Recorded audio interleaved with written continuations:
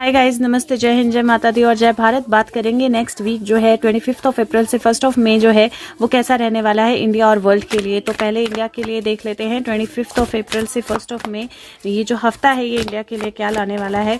और उम्मीद करती हूँ आपने पिछले हफ्ते की वीडियो देखी होगी, क्योंकि अगर देखी होगी तो आपको दिखेगा कि बहुत सारी चीज़ें जो हैं वो एग्जैक्टली वैसी हो रही हैं जैसी वीडियो में आए हैं। तो ज़रूर देखिए वीडियो और फीडबैक ज़रूर दीजिए। और इंडिया के लिए 3 और 5 स्वॉर्ड की एनर्जी आई है। इंडिया को बहुत केयरफुल रहने की जरूरत है, क्योंकि पहला कार्ड बोलता है great sadness that will heal with time, let go of the past, personal growth that comes from challenges, healing misunderstandings, being there for those who need. And second बोलता है and unwise choice, there is a better way that will make us happier, avoid people for lack of integrity who have questionable motives. मुझे थोड़ा सा ये energy ऐसी लग रही है जैसे किसी के मोटिव जो है वो इंडिया के लिए हो सकता है सही ना हो, और किसी डिसीजन पे इंडिया को पछताना पड़े, ये पॉसिबिलिटी मुझे लग रही है। लेकिन साथ में मुझे ऐसा लग रहा है जैसे कोई चीज़ जो है वो हील भी होगी, कोई प्रॉब्लम जो है वो हील भी होगी। ये जो है ये मुझे किसी के मोटिव्स ठीक ना हो और उसका पकड़ा जाना जो है वो भी मुझे थोड़ा सा दिखाई दे रहा है। तो मैं एक क्लैरिफिकेशन कार्ड जो है वो निकाल रही हूँ, और मैं यहाँ से निकालती हूँ clarification so that we are clear. तो ओके, सो क्लैरिफिकेशन जो है वो पेंटिकल, और यहाँ पे भी मनी ही दिखाई दे रहा है। और यहाँ पे भी पेज ऑफ वॉन्ड और पेज ऑफ कॉइन्स हैं, 2 पेजेस आए हैं, दोनों पेंटिकल एनर्जी। एक वॉन्ड की एनर्जी है, लेकिन फ्रूट की एनर्जी है। इफ यू सी यहाँ पे कोई चीज़ जो है पक रही है, फ्रूटफुल की तरफ फ्रूट्स आने की तरफ जा रही है। और यहाँ पे अगर आप देखें तो 2 स्टैग्स हैं, और उसने एक को थोड़ा सा दूर किया है और एक को अपने पास किया है। मुझे ऐसा लगता है कि कुछ ऐसा इंडिया के लिए होने वाला है जहाँ पे डेफिनेटली या तो कोई बहुत बड़ा फ्रॉड जो है वो सामने आने वाला है, पकड़ा जाने वाला है, या फिर हाँ हो सकता है इंडिया ने कोई ऐसा डिसीजन इंडिया ने लिया हो जो एक्चुअली में इंडिया के लिए बहुत अच्छा नहीं था, और वो डिसीजन का रिजल्ट जो है वो सामने आए। तो मेरे को ये नहीं लगता कि इंडिया मतलब ऐसा है कि इंडिया एक अनवाइज डिसीजन ले रहा है, बट ऐसा लगता है कि पास्ट का, क्योंकि 3 और 5 की एनर्जी है, 3 ऑफ सोर्ड्स और 5 ऑफ सोर्ड्स कम्युनिकेशन की एनर्जी है। कोई ऐसी कम्युनिकेशन आ सकती है या कोई ऐसी मिसकम्युनिकेशन हो सकती है जो इंडिया के लिए थोड़ी सी डिफिकल्टी लेके आए या थोड़ी सी प्रॉब्लम लेके आए। बेबी नाइडा स्वीडन सेमी डेटी का कार्ड है, और ये definitely goals, positivity, opportunity, manifestation और ग्राउंडिंग एनर्जी जो है वो बताती है। और जो दूसरा कार्ड है वो पेज ऑफ वॉन्ड, दोनों 11-11 है बाय द वे, और 11-11 की एनर्जी डिवाइन एनर्जी होती है। तो मुझे ऐसा लगता है कि कुछ ऐसा जो होना बहुत ज़रूरी था इंडिया की आंख खुलने के लिए वो होगा। और ये जो है ये रिपब्लिक ऑफ कॉन्गो बताता है, मेविंडो की एनर्जी है, और ये भी एक तरह से डिस्कवरी बताता है, एंथुजियाज्म बताता है, मैजिकल एक तरह से एनिमीज़ जो हैं वो बनना, और लेकिन फ्रेंड्स जो हेल्प करते हैं वो बनना, वो भी बताता है। और मुझे ऐसा लगता है जैसे कोई एनिमी जो है वो किसी तरह का प्रॉब्लम जो है वो दे सकता है इंडिया के लिए, और कोई अनवाइज चॉइस जो है वो प्रॉब्लमेटिक भी हो सकती है, लेकिन उतने ही सपोर्ट सिस्टम भी होगा, उतने ही फ्रेंड्स भी होंगे, और डेफिनेटली उतनी ही हेल्प जो है वो भी इंडिया को मिलेगी। लेकिन ओवरऑल एनर्जी जो है इस हफ्ते की इंडिया के लिए क्या रिजल्ट लेके आएगी। सो ओवरऑल एनर्जी इस महीने इस हफ्ते की इंडिया के लिए क्या रिजल्ट लेके आएगी, वो 10 ऑफ पेंटिकल का कार्ड है। अगेन मनी रिलेटेड कार्ड है, फाइनेंशियल सिक्योरिटी है बता रहा है, और पीस और कंटेंटमेंट बता रहा है, honouring family traditions, pride in family tree, passing on the knowledge. So एक तरह से मुझे इंडिया के लिए अल्टीमेट जो है वो ग्रोथ ही दिखाई दे रही है, बेटरमेंट ही दिखाई दे रही है। लेकिन ड्यूरिंग द मंथ कोई ऐसी सिचुएशन हो सकती है जहाँ पे हमें लगे कि अरे ये सही नहीं हुआ, अरे ये क्यों हो रहा है, अरे इसने तो फ्रॉड कर लिया, अरे ये चॉइस जो है सही नहीं रही, अरे इंडिया ने ये चॉइस क्यों की, अरे इंडिया ने ये डिसीजन क्यों लिया, ये बहुत बड़ा गैम्बल था, क्योंकि यहाँ पे आपको गैम्बलिंग दिखाई दे रही है, ये बहुत बड़ा गैम्बल था।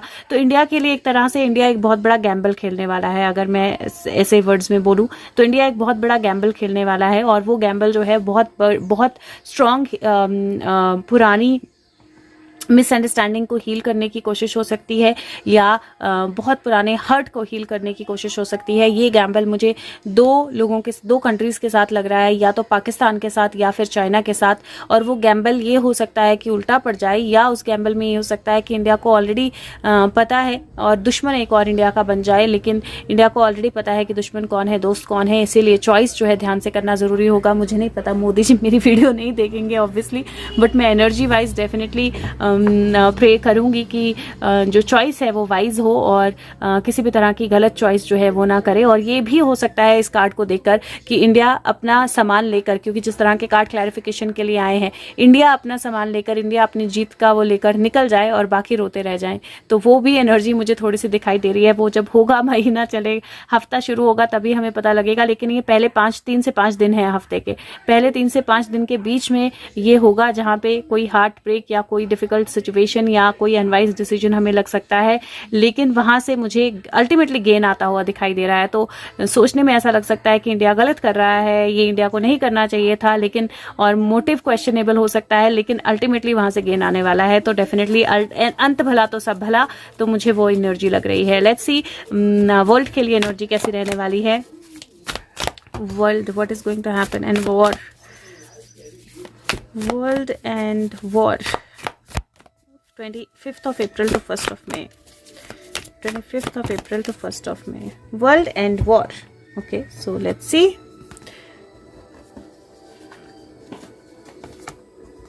अगेन वेरी स्ट्रॉन्ग एनर्जी, क्योंकि पहला अगर आप देखेंगे वर्ल्ड, तो वर्ल्ड के लिए बहुत सारी ट्रांसफॉर्मेशन भी है, न्यू एनर्जीज भी हैं, चैलेंजेस भी हैं और केयरफुल होने की ज़रूरत भी है। तो यहाँ पे मुझे बहुत सारी एक तरह से ट्रांसफॉर्मेशन की एनर्जी भी दिखाई दे रही है। ऐसे लग रहा है कि बहुत सारी ट्रांसफॉर्मेशन जो है हो सकती है।